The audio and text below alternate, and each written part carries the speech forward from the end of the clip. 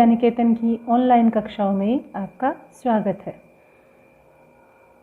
आज हम पढ़ेंगे रुचिरा, जो पुस्तक है उसका प्रथम पाठ है सुभाषितानि, है ना। मैंने इतने दिन आपको क्या करवाया था, इतने दिन में आपको थोड़ा बेसिक करवा रही थी।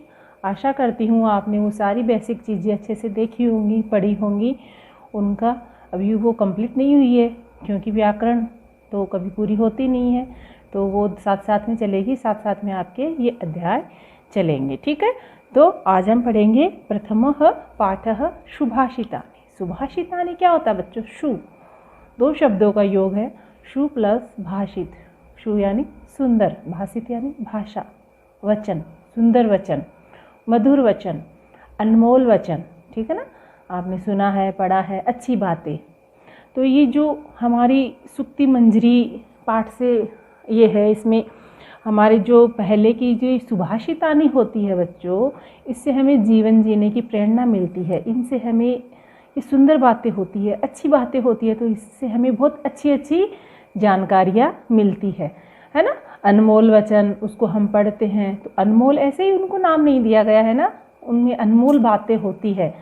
तो अब तो हम उसको पढ़ के, है ना, देख के रट लेते हैं, बोल देते हैं। लेकिन पहले जो हमारे बड़े बुजुर्ग थे, जो भी अनुभवी जो हमारे बुजुर्ग चले गए हैं, उन्होंने वो चीज़ पहले अपने जीवन में उसको सीखा है, बहुत प्रयासों के द्वारा उस चीज़ को एकदम से अपने जीवन में उतारा है।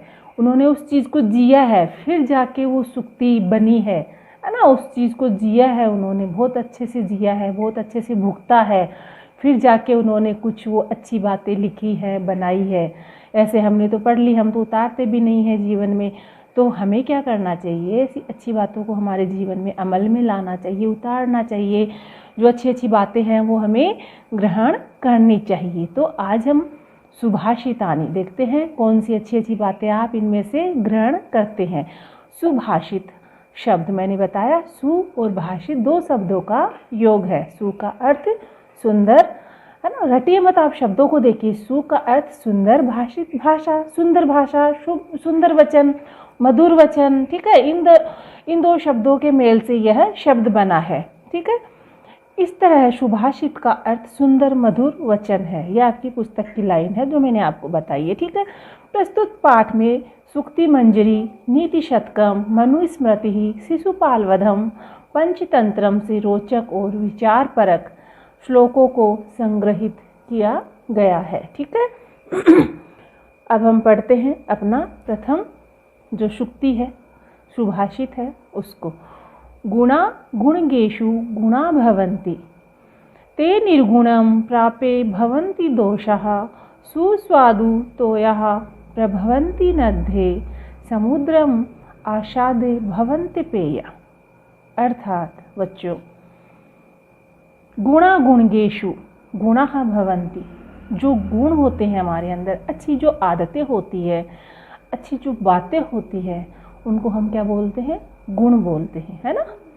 तो गुण जो है गुणी व्यक्ति के पास रहेंगे, उसी गुणी सज्जन व्यक्ति के पास रहेंगे, अच्छे मनुष्य के पास रहेंगे, तो गुणाः भवन्ति, वो और ज़्यादा बढ़ जाएंगे। गुणाः भवन्ति, समझ में आ गया? और ज़्यादा गुणा करना, मल्टीप्लेक्शन, चीज़ें बढ़ जाती है ना, मल्टीप्लेक्शन, गुणा हो जाती है, चीज़ें और ज़्यादा बढ़ जाती है, तो और ज़्यादा वो गुना हो जाएंगी। एक गुना, दुगुना, तिगुना, चौगुना, ऐसे है ना, समझा ना, गुना।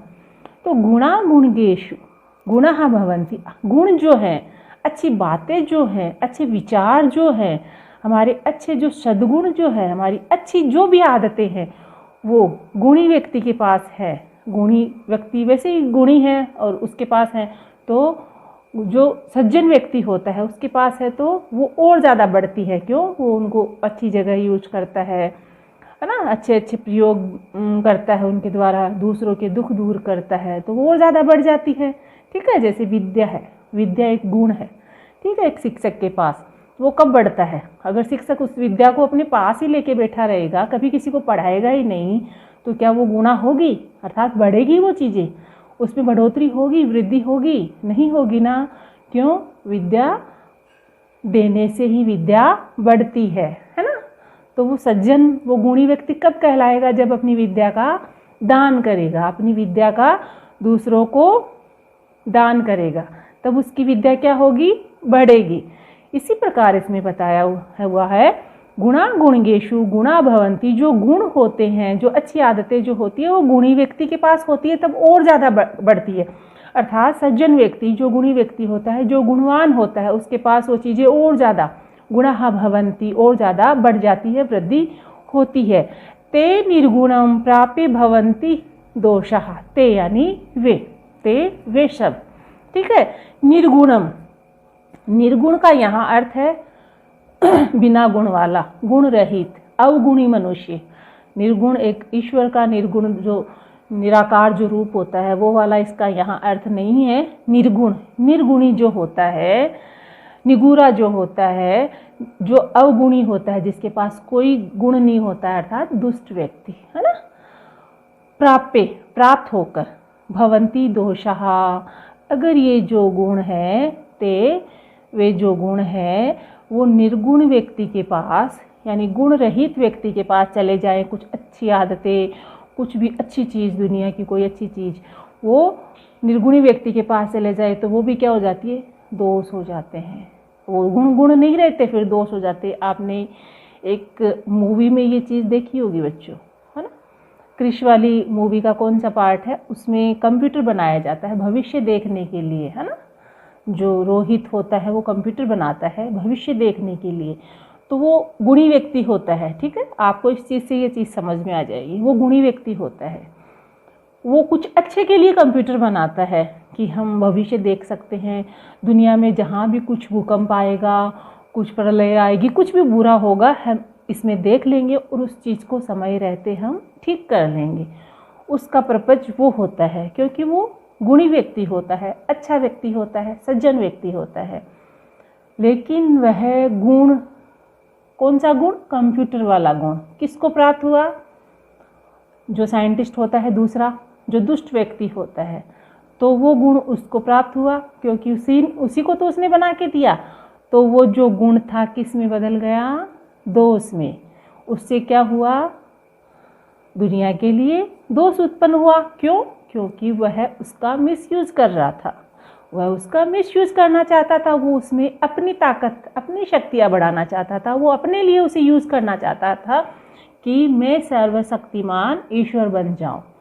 जो भविष्य पहले देख लेता है वो ईश्वर होता है, वो यह समझ बैठा, तो वो गुण था ना, वो किसी दुष्ट के पास जाके अवगुण बन गया। क्योंकि इसमें यही चीज़ बताई गई है बच्चों कि जो गुण होते हैं ना, वो गुणी व्यक्ति के पास ही गुणा होते रहते हैं, बढ़ते रहते हैं। लेकिन वो गुण जो हैं दुष्ट व्यक्ति को अगर मिल जाए, वो अच्छी चीज़ें या कोई भी अच्छी चीज़ दुष्ट को अगर मिल जाए ना, तो वो दोष सी हो जाते हैं, दोष आ जाते हैं उनमें, क्योंकि वो अपने यूज के लिए, अपने पर्पज़ के लिए उनको यूज करता है, वो संसार के लिए नहीं करता है, वो परोपकार के लिए उनको प्रयोग में नहीं लाता है। ठीक है, आशा करती हूँ आपको समझ में आया होगा।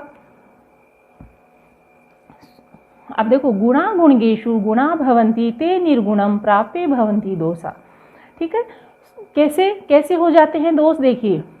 सुस्वादु तोयः प्रभवन्ति नद्ये, यानी सुस्वादु स्वादिष्ट जल वाली, कौन, नद्ये, नदियाँ, प्रभवन्ति बहती हुई, स्वादिष्ट जल वाली नदियाँ जो हैं बहती हुई किसमें मिलती है, समुद्रम आशादे, समुद्र में मिलकर, भवन्ते पेया, भवन्ते हो जाती है, अपेया, अपेया बिना पीने योग्य जल, खारा जल। समुद्र का जल कैसा होता है, खारा होता है। तो उसी प्रकार से जो है निर्गुण के पास में गुण जाने से दोष हो जाते हैं। किस प्रकार हो जाते हैं, जिस प्रकार स्वादिष्ट जल वाली जो नदियाँ बहती हुई समुद्र के जल में गिर जाती है, फिर वो बिना पीने योग्य जल के, खारे जल की वो नदियाँ किस में कन्वर्ट हो जाती है, समुद्र में गिरते ही समुद्र के जैसा जल हो जाता है, खारा हो जाता है, पीने योग्य मीठा मधुर जल नहीं रहता ना उनका। तो उसी प्रकार से ही जैसे वो जल खारा हो जाता है समुद्र में मिलने से, वो बहती है, बह करके समुद्र में मिल जाती है। पहले उनका जल कितना मधुर होता है, लेकिन समुद्र में जाने के बाद उनका जल जो है पीने योग्य नहीं रहता है, अपेया, अपेया यानी पीने योग्य जो नहीं होता है, जो खारा हो जाता है ना, तो वो हो जाता है। तो वो दूषित हो जाता है, समझ लीजिए आप। वो हमारे मनुष्य के पीने लायक वो जल नहीं रहता है। वैसे ही जो गुण हैं वो दुष्ट के पास चले जाएंगे, एक निर्गुण व्यक्ति के पास चले जाएंगे, गुणहीन व्यक्ति के पास चले जाएंगे, तो वो गुण नहीं होके क्या हो जाएंगे, दोष में कन्वर्ट हो जाएंगे, दोष बन जाएंगे। वो उनका दुरुपयोग करेगा। जो गुणहीन व्यक्ति है उनका सदुपयोग नहीं करेगा, वो उनको अपने यूज़ के लिए करेगा, अपना भला चाहेगा। सृष्टि में कहाँ, संसार में किसको किस चीज़ की ज़रूरत है, वो भला नहीं करेगा। तो वह क्या जो है, वह दोष क्या है वह जो गुण है दोष में कन्वर्ट हो जाएगा। ठीक है बच्चों, आपको समझ में आया होगा। गुणा गुणगेषु गुणः भवन्ति ते निर्गुणं प्राप्य भवन्ति दोषः सुस्वादु तोयः प्रभवन्ति नद्धे समुद्रम आशादे भवन्ते पेय। है ना, गुण जो है गुणी व्यक्ति के पास जब तक है तब तक वो बढ़ते रहेंगे, उनमें वृद्धि होती रहेगी। जैसे ही वो गुण निर्गुण व्यक्ति के पास आ जाएंगे, अवगुणी व्यक्ति के पास आ जाएंगे, वो दोष में बदल जाएंगे। किस प्रकार बदल जाएंगे, जिस प्रकार स्वादिष्ट जल वाली जो नदियां हैं समुद्र में मिलकर खारे जल में बदल जाती है, अपीने योग्य वो जल हो जाता है, उसी प्रकार जो गुण है वो भी बुरे व्यक्ति के पास जाने से दोष में बदल जाते हैं। ठीक है, नेक्स्ट जो है अगला जो आपका श्लोक है वो है साहित्य संगीत कला विहीन साक्षात पशु पुच्छ विषाणहीन है तृणम न खादान अपि जीवमान है तद भाग ध्येयम परमम पशु नाम है। ये जो है बच्चों, ये श्लोक बहुत ही महत्वपूर्ण है अपने मनुष्य जीवन के लिए, है ना, कि जो मनुष्य जो होता है, जो मनुष्य जीवन जिसको ईश्वर ने दिया है, वो उसमें खुश नहीं है। हर परिस्थिति में वो एबल नहीं समझता है अपने आप को। उसमें कोई साहित्य की रुचि नहीं है, कोई संगीत की उसमें रुचि नहीं है, किसी भी प्रकार की कला में उसकी रुचि नहीं है। ऐसा नहीं है, ईश्वर ने हर एक को एक अद्भुत कला दी होती है। वह उसे क्या होता है, अपनी कला को पहचानना होता है, अपनी कला को उजागर करना होता है। कोई भी मनुष्य ऐसे नहीं है जिसकी आँख नहीं है, उसको हर चीज़ को वो आभास कर लेता है। देखो, जिसके पास जिस चीज़ की कमी देता है ना ईश्वर, उस चीज़ का एक विशेष शक्ति उसे मिलती है। जिसके पास कान, जो गूंगा बहरा होता है, वो देखो कैसे उनको इशारे से वो बातें समझा सकते, हम नहीं समझा सकते।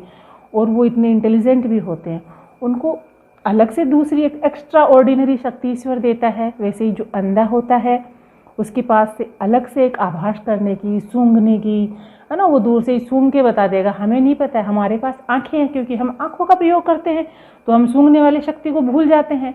आंखों से देख के बता सकते हैं वो फलाना है, वो है। लेकिन जिसके पास आंखें नहीं है, वो अपने द्वार पे, दरवाजे पे, डोर पे कोई नॉक करेगा तो उसकी खुशबू से पहचान जाएगा। अगर वो उससे पहले मिला है तो, कि कौन फला फला व्यक्ति आया है, माँ आई है, पापा आए हैं, कोई भी दादा दादी, कोई चोर भी आता है तो उसको वो भांप लेता है ना। क्योंकि ईश्वर सबको एक शक्ति, किसी में किसी चीज़ की कमी होती है तो उसको एक्स्ट्रा वो देता है। ईश्वर किसी के लिए कोई कमी नहीं रखते हैं बच्चों, है ना। तो इसी में यही चीज़ बताई गई है कि साहित्य, हमारे पास मनुष्य जीवन होते हुए भी, है ना, मनुष्य जीवन एक अनमोल जीवन हमें मिला है। वो मनुष्य जीवन होते हुए भी हमें साहित्य, संगीत, कला से विहीन है, तो वो साक्षात क्या है, वो पशु के समान है। उसके सींग और पूंछ नहीं है बस, है ना। सींग और पूंछ हमारे हो जाए तो हम पशु ही दिख जाए ना। मैं कभी कभी आपको कक्षा में कहती हूँ ना, बिना सींगों के राक्षस बने हुए हो आप। गुस्से में कभी कभी कहती हूँ ना कि पहले के ज़माने में सतयुग, त्रेता युग जो भी होते थे, उनमें तो जो राक्षसों के थे सींग निकलाए थे, ऐसे सींग होते थे, है ना। तो उनका हमें पता चल जाता था कि ये राक्षस है। और अभी राक्षस और जो देवी जो आत्मा होती है, पुरुष होते हैं या बच्चे होते हैं, उनका कैसे पता लगता है कि वो राक्षस हैं कि नहीं है? क्योंकि अभी किसी के सींग नहीं निकले हुए हैं, तो उनकी प्रवृत्तियों से पता चलता है कि कोई राक्षसी प्रवृत्ति के जैसे करता है। दिन भर माता पिता को परेशान करना, किसी की बात नहीं मानना, गंदी गंदी चीज़ें खाना, है ना, सारी घर में सात्विक चीज़ें नहीं खाना। और जो सात्विक बच्चा होता है, एकदम सिंपल साधारण, माता पिता की आज्ञा मानने वाला, हर चीज़ को अच्छे से करने वाला, वो सात्विक बच्चा होता है। उसमें दैवीय गुण होते हैं। तो ऐसे पता चल जाता है कि ये राक्षसी प्रवृत्ति का है या दैवीय प्रवृत्ति का है, ठीक है ना। तो इसीलिए मैं कहती हूँ तो जो साहित्य, संगीत, कला है ना, और भी जो चीज़ें हैं जो अपने में रुचि पैदा नहीं करते हैं, चीज़ों को सीखने की कोशिश नहीं करते कि नहीं आई कांट डू दिस, मैं इस कार्य को नहीं कर सकता, ये मुझसे नहीं होगा, है ना, ऐसे जो कर लेते हैं वो अपनी अंदर की उसको जगाते नहीं है शक्ति को, अपने अंदर ही तो सारी शक्ति होती है, अपने आत्मबल को नहीं जगाते हैं वो, है ना। तो वो क्या है, साक्षात पशु के समान है। बच्चों एक चीज़ मैं आपको बताती हूँ, जो भगवान ने मनुष्य को ऐसी शक्ति दी है जो जानवरों को नहीं दी है। जानवरों के पास बहुत सी शक्तियाँ हैं जो मनुष्य के पास हैं, वो अपनी आवाज़ में बोलते भी हैं, सब कुछ करते हैं, सब कुछ जो मनुष्य करते हैं वो करते हैं, ठीक है। लेकिन एक जो अद्भुत शक्ति है, चीज़ है, मनुष्य के पास ही है, जानवरों के पास नहीं है। वो क्या है बच्चों, आप बताओगे, मैं आप पे छोड़ती हूँ, अगले वीडियो में आपको बताऊँगी, ठीक है। इस पर आप सोचना, ठीक है बच्चों। तो साहित्य, संगीत, कला से विहीन जो मनुष्य है, जो जीव जो है, वो साक्षात पशु है, पुच्छ विषाणहीन है, पुच्छ और विषाण से हीन है। विषाण यानी सिंह, पुच्छ यानी पूंछ, विहीन बस उसके क्या है, वो साक्षात पशु के समान है, बस उसके पूंछ और सिंग नहीं है, उनसे विहीन है, और वो पशु के समान ही है। कहता नहीं ये तो नीरा पशु है, इसको तो कुछ नहीं आता है, वो पशु के समान है, बस उसमें अंतर क्या है, वो घास नहीं खाता है। अगर घास फूस खाने लग जाए ना तो बेचारे पशु क्या खाएंगे। अगर मनुष्य घास खाने लग जाएगा, है ना, मनुष्य का भी आहार जो है घास, ये तृण तिनका वगैरह होगा तो पशु क्या खाएगा। पशुओं के लिए तो ये बहुत उनके क्या बोलते हैं, दुर्भाग्य की बात हो गई, फिर तो मनुष्य छोड़ेंगे ही नहीं, है ना। तो तृणम न खादन अपि जीवमान है, वह घास नहीं खाकर भी जीवित है, ये अच्छा ही है। और ये किसका सौभाग्य है, तद भाग्य ध्येयम परमम पशु नाम है, ये उन पशुओं का सौभाग्य है, ये उनका भाग्य है कि वो तिनका नहीं, वो घास फूस नहीं खा रहे हैं, है ना। खादानपि तृणम न खादानपि, यानी जो तृण है उनका जो आहार है, पशुओं का जो आहार है वो मनुष्य नहीं खा रहे हैं, वो नहीं खा करके वो जीवित है। क्योंकि मनुष्य क्या खाते हैं, अनाज खाते हैं, सब्जियां खाते हैं, वो खाते हैं। अगर वो घास फूस खाने लग जाएं तो बेचारे पशु क्या खाएंगे, कुछ नहीं खाएंगे ना, क्या बचेगा उनके लिए। इतने सारे मानव है सृष्टि में, हम सब, तो हम घास फूस खाने लग जाएंगे तो उनके लिए क्या बचेगा फिर। तो आपको बात समझ में आई, साहित्य, संगीत, कला विहीन साक्षात पशु पुच्छ विषाणहीन तृणम न खादनपि जीवमान है, तद भाग ध्येयम परमम पशु नाम है। यानी साहित्य, संगीत और कला से विहीन जो पुरुष है, जो मनुष्य है, वो साक्षात पशु के समान है। बस फर्क इतना है, अंतर इतना है कि उनमें पूंछ नहीं है, उनमें सींग नहीं है, उनसे वो विहीन है बस, और वो साक्षात पशु के समान है ना। तृणम न खादानपि जीवमान है, बस क्या है, वह घास फूस खाकर, बिना घास फूस खाए, बिना घास खाए जीवमान है, जीवित है। तद भाग्य ध्येयम, यह उनका भाग्य है, किनका, परमम पशु नाम है, ये पशुओं का भाग्य है कि वो जो मनुष्य हैं घास नहीं खाते हैं, है ना। मनुष्य जो है घास नहीं खाते। आपको बात समझ में आ गई मेरे हिसाब से, कि जो जिनके पास साहित्य, कला, संगीत नहीं है वो पशुओं के समान है, बस उनके ऊपर सींग और पूंछ ही नहीं दिखाई दे रहे हैं, और वो साक्षात नीरा पशु है ना। और बिना घास खा के भी वो जीवित है, और यह भी उन पशुओं का सौभाग्य है, नहीं तो बेचारे वो क्या खाते। ठीक है बच्चों, ये आप अच्छे से समझ लोगे ना, ऐसे एकदम लोकल लैंग्वेज में, तब आपको होगा। इनको रटोगे तो रट के ही रह जाओगे, है ना, फिर आपको मज़ा नहीं आएगा। वो रट के ही लिख दोगे, फिर वो भूल जाओगे। ठीक है, तो आज हम इतना ही करेंगे, नेक्स्ट हम करेंगे अगले वीडियो में। आज के लिए आपके लिए काफ़ी है। धन्यवाद, बाय।